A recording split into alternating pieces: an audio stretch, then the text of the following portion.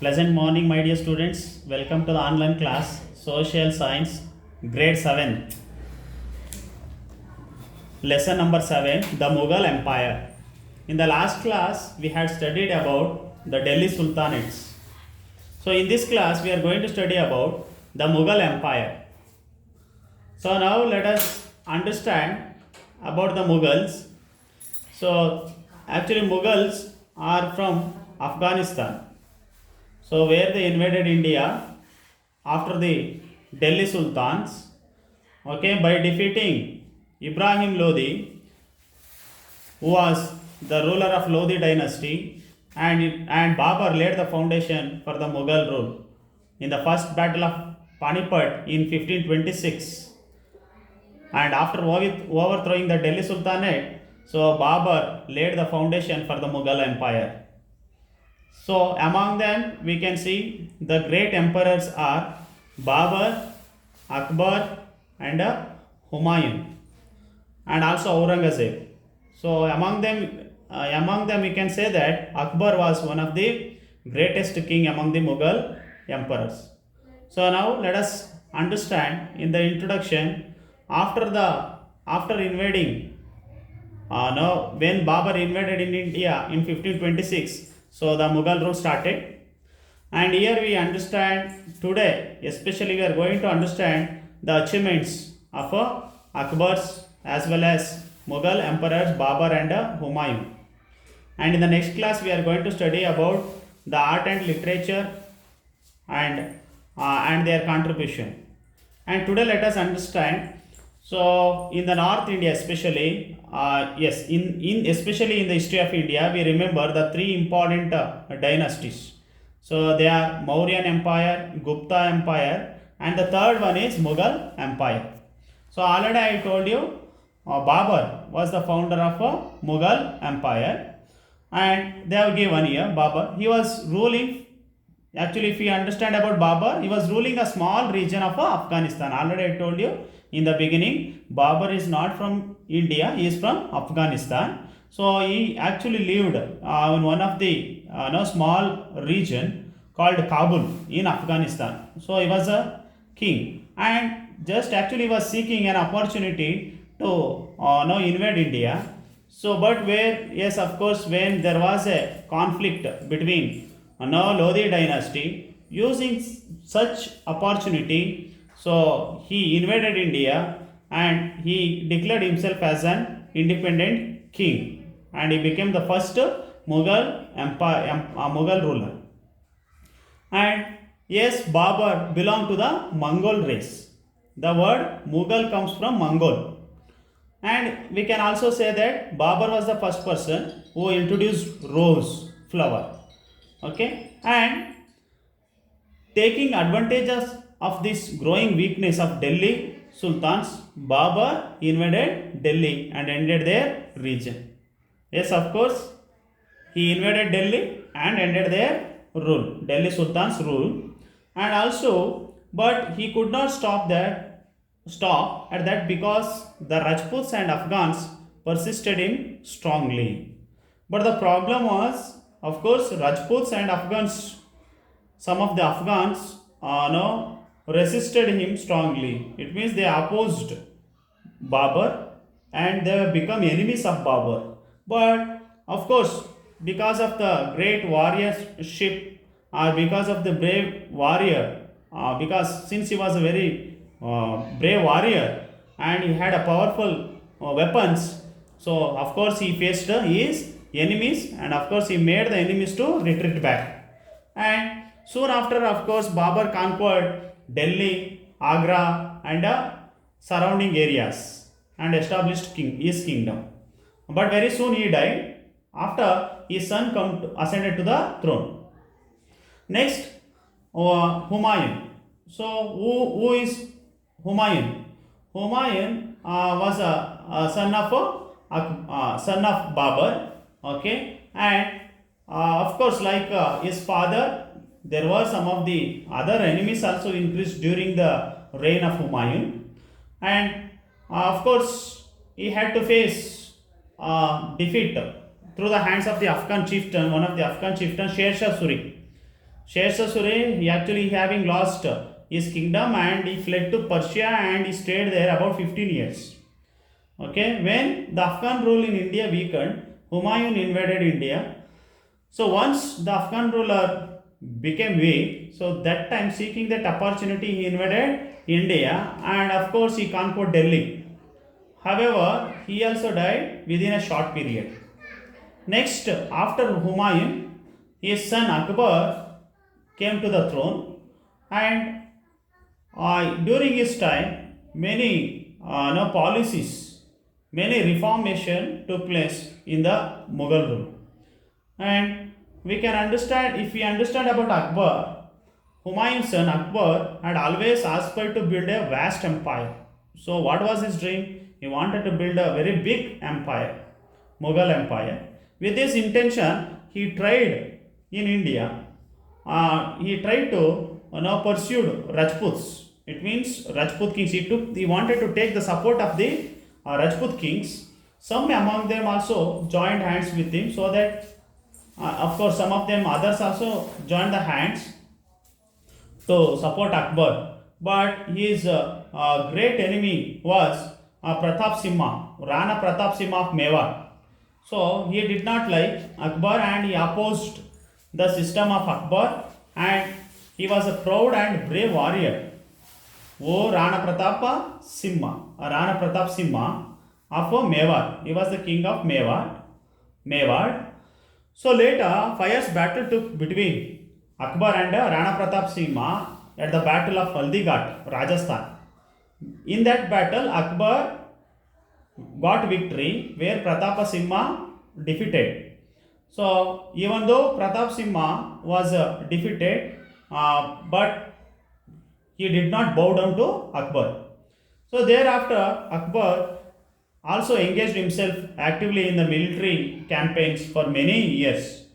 As a result, he also able to conquer Gujarat, Bengal, Kashmir, Kabul and other areas and built a vast empire. And this is about the achievements of Akbar, Babur, Humayun and Akbar.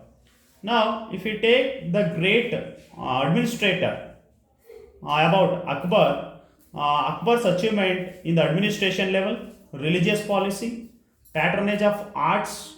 At the same time, we can say we can understand his policies, revenue policies.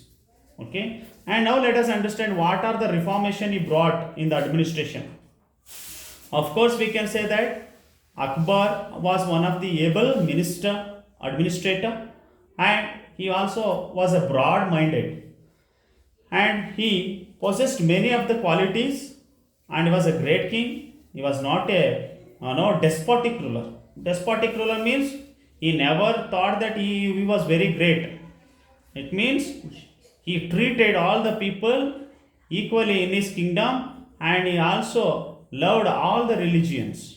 Now, how can we understand that? So it means he gave first place or first importance for the Hindus. So where he thought that he wanted to win the mind of Hindus. What was the reason? In order to Western is a no empire, so he wanted to take the support of Hindus. That's why he formed majority of Hindus, and he also appointed for high post in his court, and he also withdraw. Second achievement was he withdraw one of the jizya tax which was imposed on Hindus. Okay, and he also brought the revenue system. I mean, Akbar land revenue policy was well received by the people. Okay, it means the land revenue was collected based on the fertility of the land, or 1/3 tax. Okay, so that was the now land revenue tax was fixed, and we can also say that it was framed by his revenue minister Raja Todar Mal. So here tax policy was divided according to the land or 1/3. Okay, just 1/3. It means only 1% of the tax was levied on the people. And next, religious policy. It is very important. Akbar was tolerant of all the religions. He had constructed a prayer hall called Ibadat Khana. Ibadat Khana in his new capital Fatehpur Sikri, okay, where he discussed about religious matters with leaders of various Islamic sects. He invited all the religions like such as Christians, Jains, Islam, Parsi, Buddhist, and discussed about their views, and based on that used to take the opinions. Okay, so there was Ibadat Khana. It was a prayer hall where many religion people gather and discuss about the different religion matters, as well as they give different opinions. And as a result, what happened? Such discussions evolved a new sect called the Dini Ilahi. It was not a separate religion. Okay, so it is Dini Ilahi. It is a kind of religion. It had a different principles. Okay, it is not a separate religion. So, however, it could attract only handful followers. Only a few people joined for this Dini Ilahi.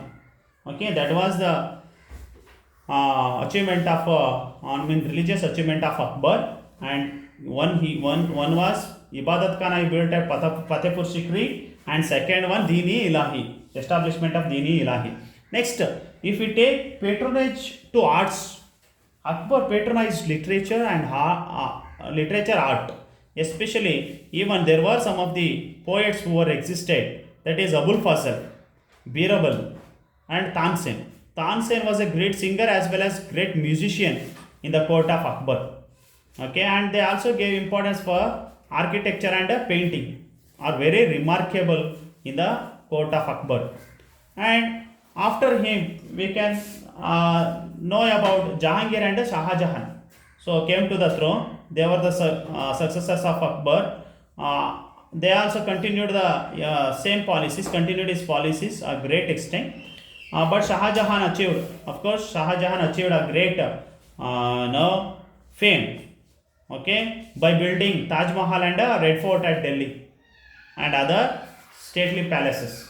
And after Jahangir and Shah Jahan's son came to the throne. He is known as Aurangzeb. Shah Jahan's son Aurangzeb is the last well-known Mughal emperor. So his some of the policies, it was just opposite to the policy of Akbar. So example, we can say that Aurangzeb gave up the liberal policy of the jizya. Policy. He imposed the jizya. Reimposed jizya. Where jizya was actually jizya tax was removed or withdrawn by the Akbar, but Aurangzeb again reimposed the jizya tax on the Hindus. So that's why many people started to revolt against his policies, and at the same time we can understand he ruled about 50 years. Okay, and of course he also started to expand his empire through all the directions, but at the same time it declined very soon. And he was of course one of the orthodox Muslim. It means we can say that he is not like Akbar. He did not give importance for all the religions. He had no religion tolerance. Okay, but personally Aurangzeb he stayed away from drinking wine, gambling, entertainment music. Where Akbar was the lover of music, but he doesn't want to have music in his court. So such kind of man are that character Aurangzeb had it. And what about that's why even many Sikh also provoked against Aurangzeb religious policy. Sikh Guru Tej Bahadur organized the Sikh community into a militant sect, and we can also understand where Sikh his son Guru Gobind Singh organized a community into a militant sect. That means he wanted to oppose the ideas of Aurangzeb.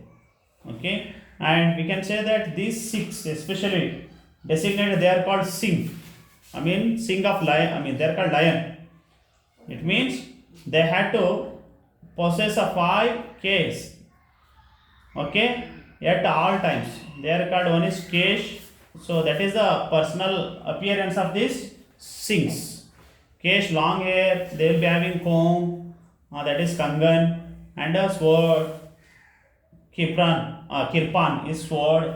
Then Kacha, a pair of knicker walkers, and Kara, steel bracelet. So this costume even today it will be worn by Sikhs, and so that's why now Sikhs revolted against now Aurangzeb, as well as Rajputs also strongly opposed the ideas of Aurangzeb in North India. Shivaji also rose in revolt in Deccan, and the revolts continuous because of the continuous revolts. So long time. So Aurangzeb lost his enormous wealth in his court. A large part of his army got damaged, and at the same time he lost all his prestige.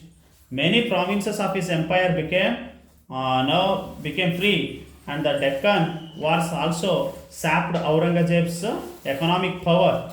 And because of this reason, finally, because of the continuous war, because of since he had lost all his some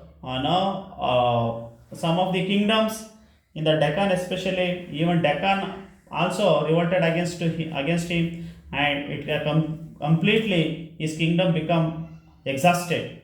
So he died in the Deccan with his death. In the Deccan with his death, the Mughal Empire was greatly weakened. So this is about the Mughal rulers, the three important Mughal rulers, that is Babur, Humayun, Akbar, and Aurangzeb. These are some of the achievements of these Mughal kings. Okay, and in the next class, let us understand about the cultural contributions of the Mughal administration in the field of revenue system, literature, architecture. So that was their great contribution about their tomb, okay, palaces in the next class. Okay, thank you.